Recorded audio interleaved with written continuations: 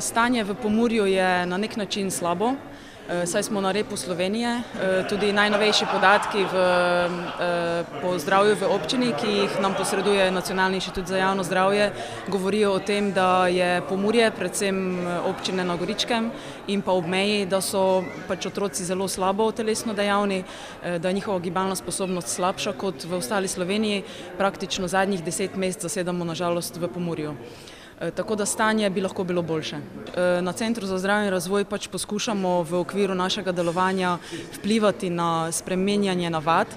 Vsi vemo, da je to dolgotrajen proces, poslušujemo se različnih tehnik, metod, programov, financiranj, kakorkoli, da bi z različnimi aktivnostmi, z različnimi strokovnjaki, ki jih nekako mrežno povezujemo, vplivali na to, da bi predvsem starši, ko gre za otroke, imeli dovolj informacij o tem, kaj je primerna prehrana, kje jo pridobiti, da ni preveč draga, kajti gledamo tudi seveda na družinske proračune, in pa kako jo servirati, kako otroke pripraviti do tega, da se bolj pravilno prehranjujejo, da bi imeli več gibalnih navad in mogoče ti dve stvari, če bi s tem začeli redno, bi že mogoče kaj pripomogli k temu, da se ta trend izboljša. Nedvomno je eden izmed takšnih ukrepov tudi projekt On the Move, ko so vključeni strokovnjaki iz gibanja, z prehrane, z vrtcev, šol, in ko se mi vsi skupaj sedemo za mizo, ko predebatiramo, da najdemo skupne rešitve, mislim, da je potem tisto prava pot tudi za prihodnost. Torej sodelovanje med strokovnjaki in seveda tudi z starši. Največja slabost je ta, da se gibalne sposobnosti iz leta v leto nižajo. Zakaj se pa to niža? Verjetno, da pomanjkljaj gibanja za starši na prostem, enostavno so te računalniške igrice in tehnologija povezana s temi dejavnostmi osvojila otroke in pomanjka čas za gibanje. Ja, gledajte, zdaj občina Ljutomer zelo veliko posveča pozornosti sami gibanju, športnemu gibanju in pa seveda tudi zdravi prehrani. Predvsem pri športnem gibanju spodbujamo delovanje športno-rekreativnih društev in pa seveda vseh športnih društev, saj imamo v ljutomerski občini kar 56 športnih društev, ki delujejo, in preko letnega programa športa, ki ga imamo v razpisu, tam tudi sofinanciramo 2/3 cene telovadnice, se pravi, da društva plačajo samo 1/3 in s tem tudi spodbujamo društva, da se rekreirajo v zimskem času in pa seveda tudi v poletnih mesecih. Naš oddelek otrok, 18 otrok predšolskih, je sodelovalo to leto v projektu On the Move. Moram reči, da so otroci zelo uživali. Uživali so predvsem v spoznavanju novih spretnosti, kot so preval nazaj, most, stoja, ogromno so plezali, plazili, poskoke izvajali, se igrali elementarne igre, štafetne igre. Moram reči, da so gibalno zelo napredovali. Glede prehranjevanja pa smo izvedli kar nekaj kulinaričnih delavnic, pri katerih so starši kar nekako ozavestili glede nakupa prehrambenih izdelkov, kateri vsebujejo ogromno tega nezdravega sladkorja, pripravljali smo se zdrave prigrizke. Skratka, projekt On the Move nam je prinesel veliko novega.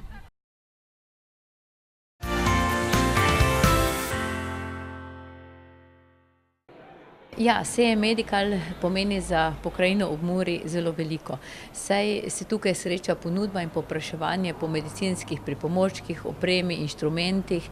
Sreča se tudi velika mednarodna sfera, bom lahko rekla, ali dogajanje. Saj imamo vsako leto deželo gostjo, letos je bila Velika Britanija in to pomeni, da vseeno je Slovenija in tudi pravzaprav to naš kraj, kjer se to dogaja, pomembna za mednarodne ponudnike. Za nas, prebivalce ob Muri, pa pravzaprav pomeni to, da lahko na enem mestu opravimo marsikatero zanimivo storitev, ki jo sicer moramo počakati v bolnišnici ali pa v zdravstvenem domu na vrstni red. In nenazadnje tudi nam dajo strokovnjaki iz prve roke lahko informacije o tem, kako poskrbeti za svoje zdravje, pa tudi kako poskrbeti zdravje za svoje najbližnje. Ja, sam medicinski sejem je bil že ustanovitvena želja združenja. To se pravi, od same ustanovitve smo želeli ponovno oživiti po, mislim, da več kot 10 letih, tako obliko sejma. Pri čemer smo, tako kot smo že danes velikokrat poudarjali, želeli vključiti bolj aktivno tudi laično javnost. Zato smo od vsega začetka od ustanovitve iskali partnerja, ki bi bil primeren za organizacijo tega sejma skupaj z nami. Zaradi tega, ker je združenje še relativno malo in sami nismo imeli resursov, da bi se ga lahko čisto samostojno lotili. Zato tukaj res velika hvala Pomurskemu sejmu, ki je praktično v veliki meri prevzel breme te organizacije. Mi ostajamo tukaj kot ena strokovna nota, moralna in strokovna podpora v sami organizaciji. Jaz sem prepričana, da imamo tukaj še kar dosti odprtih možnosti, da več govorimo o zdravem načinu življenja, zdravem načinu prehranjevanja in to je pomembno za vsakega od nas. To se pravi od najmanjših, od otrok v vrtcu in zato smo tudi številne otroke iz vrtca povabili na sejem, naj pridejo si sejem ogledati in jih tudi organizirano popeljali po sejmu. Do osnovnošolske in srednješolske mladine želimo jim pravzaprav pokazati, kako naj zdravo živijo, kako naj se zdravo gibajo, čim več gibanja, čim bolj zdrava prehrana in nenazadnje tudi nasmešek na ustih pomeni tudi dosti zdravja. Ob tem pa moram poudariti, da smo tudi pripravljali, imamo kuhinjo, to se pravi neke vrste tradicija našega sejma je, da imamo tudi kuhinjo, kjer vsak dan izkuhavamo neke jedi, ampak te samo za degustacijo obiskovalcem. To se pravi od veganske, vegetarijanske, tradicionalne kuhinje in z domačimi lokalnimi proizvodi in to sestavljamo te jedilnike. Razlika med enostavnimi in sestavljenimi sladkorji je v presnovi tega sladkorja. Enostavni sladkorji, kamor spada bel rafiniran sladkor, se praktično nima, ima neko minimalno, ampak praktično nima prehranske vrednosti in gre takoj v kri. Medtem ko sestavljeni sladkorji rabijo več časa, da se presnovijo v telesu in med tem časom, ko se razstavljajo v telesu, telo lahko počrpa ven tiste prehranske vrednosti, ki jih imajo sestavljeni sladkorji. Razlika je torej samo v presnovi. Pohvalno se moramo izraziti, da je prisotnost medicinskega osebja in zdravstvenega osebja zelo dobra. Saj je bolnišnica Murska Sobota prisotna, srednja medicinska šola prisotna, UKC, Maribor, potem so tukaj fakultete, višje zdravstvene šole in to so sami strokovnjaki, ki nam lahko iz prve roke dajo informacije in nam lahko svetujejo, kako.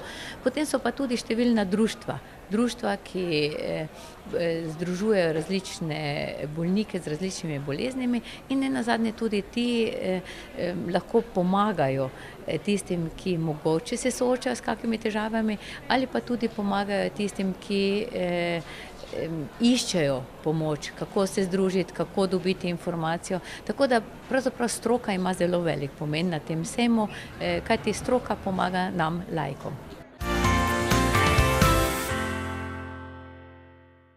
Cilja projekta Zvitorepec sta predvsem dva. Prvi cilj je vzpostavitev prvega paragledališča v Sloveniji. Zdaj, da pojasnim pojem paragledališče.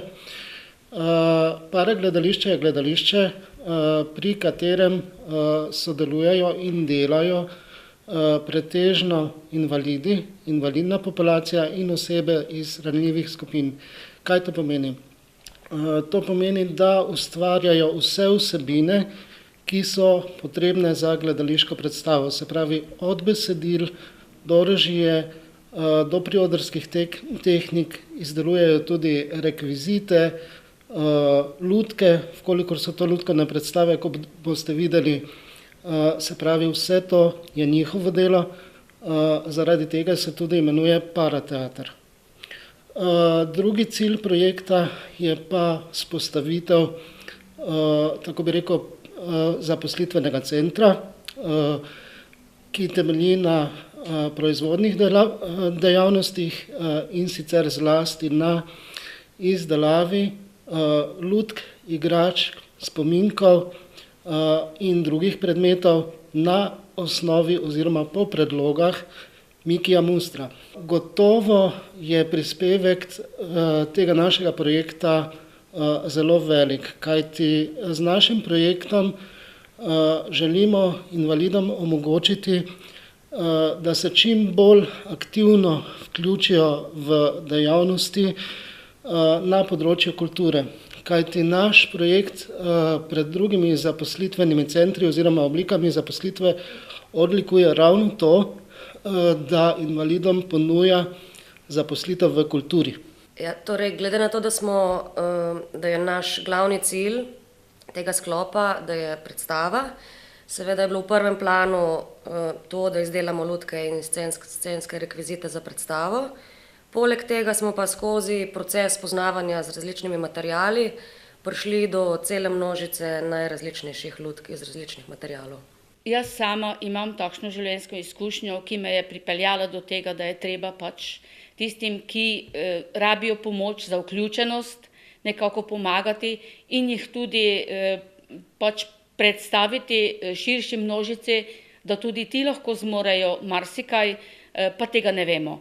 Zato smo se tudi v našem turističnem društvu odločili, da pristopimo k temu projektu tako, da nekako najprej pomagamo pri izvedbi, potem pa smo zaznali naše želje, da tudi sami lahko sodelujemo v tem projektu in zato smo pristopili tudi k delavnicam, izdelovanju lutk, tudi k pripravi predstave in vsega, kar je potrebno v tem sklopu dejavnosti, predvsem pa tudi k pripravi festivala, ki bo nekako pokazal celotno delo tega projekta. V predstavi igra 5 animatorjev, je pa res, da imajo teh 5 animatorjev ves čas so zaposleni, tako da to je en lutkovni stroj, ki se bo zvalil čez gledalce. Za predstavi gre pa ravno za to, kar se tudi nam kot človeštvu trenutno dogaja, ne? Da normalna, ta klasična predelava nič več ne velja, zdaj moramo imeti Monsantova semena, moramo imeti bitka med naravno pridelano hrano in hrano, ki prihaja iz zahoda in je gensko spremenjena.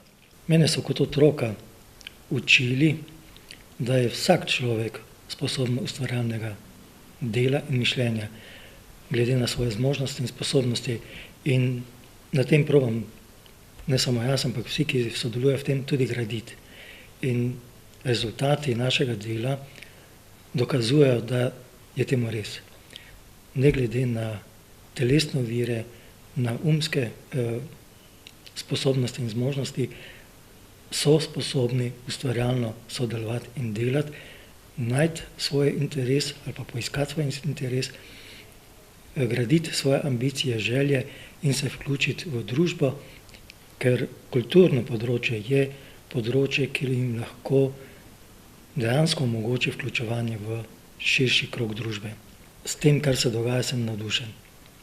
Nad samim pristopom, nad udeležbo, nad motiviranostjo in prepričan sem, ne da upam, ampak prepričan sem, da so tudi pridobili na osebni rasti.